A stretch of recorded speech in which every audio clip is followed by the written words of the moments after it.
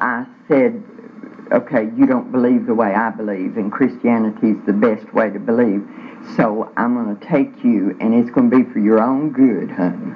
It's going to be for your own good. I'm going to take you, and I'm going to tear away everything about you, and just keep your hands and your feet, because they can help me getting off. But I'm going to do this for your own good, because I'm going to give you a God. Now, what does that God look like? The reality of it is, when he came here, he didn't look like me. So what am I going to do about that? I'm going to make him look like me. So for hundreds of years, we've been telling you, and now you have to keep in mind that we took away any other God that you might have through force, through fear, through pain, through any means necessary. So now I'm going to give you a God, but I'm going to do that in a way that it's going to further me. So I'm going to give you a God that looks like me, so that when you bow down to that God, you're bowing down to me. Because the reality is, and see, this is something that bothered me when I left the church out of frustration, because I wasn't hearing these things. Because the Bible tells us what Jesus looked like when he walked here. The Bible tells us what he's going to look like when he comes back.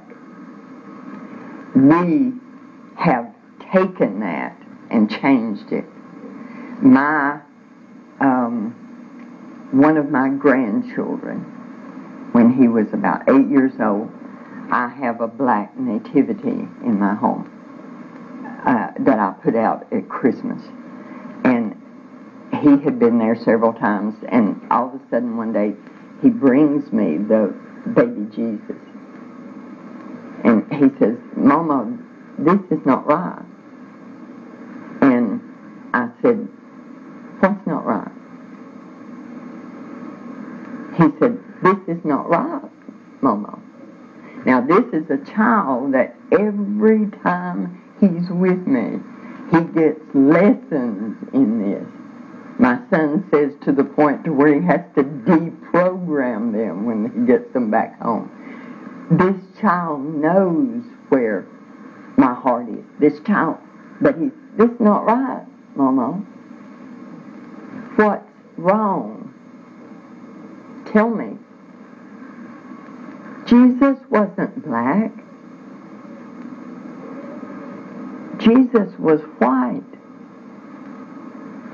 Who told you that? And then we have this great conversation. I tell them it's not something you have to go back and fight.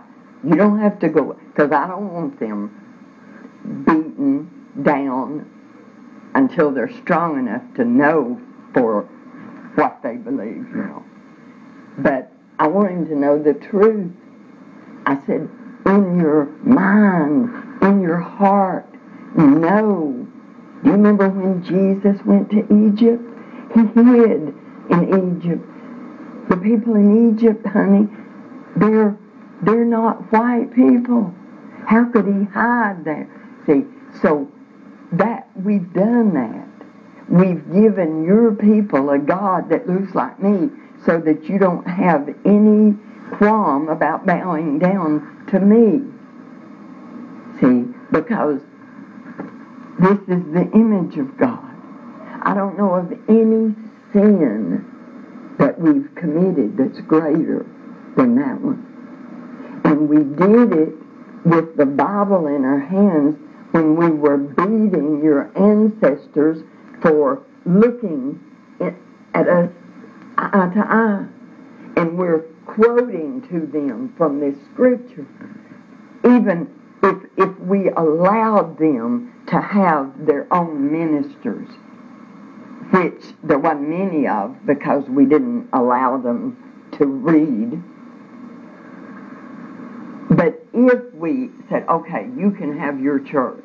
This is my plantation. I'm going to do what I want with it. You can have your church. But then spies were sent. And those spies would stand outside the church, and that man would be beaten, perhaps killed, if he preached anything other than 3 sermons. And those 3 sermons were turn the other cheek, obey your master, and it's going to get better one of these days. God's going to take care of all of it. You're going to be in a happy, happy land. So put up with what you're putting up with now. And we made your people preach that to your people. And it's still being done. It's still being done. Those are the sermons that your people hear. Those sermons are what causes your people to comfort me when I do something that's wrong.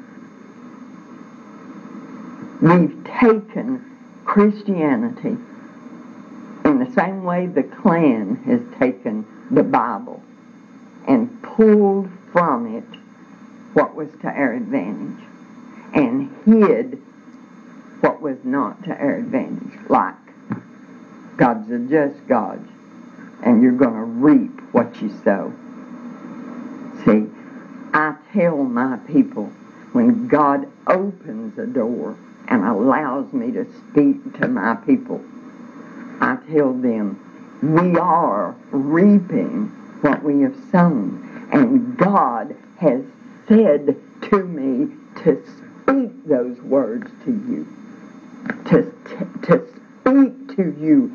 This God that you worship says we are going to reap what we have sown. You look at this country.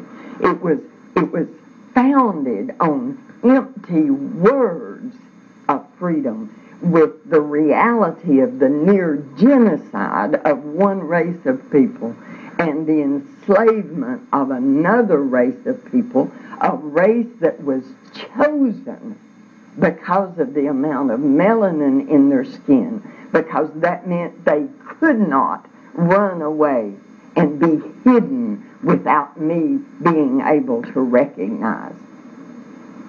We did that, and we based it all on what we said God was. And we're answering for that in Columbine, in all of these schools where white children are going in and they're opening fire on white children. We're reaping what we have sown.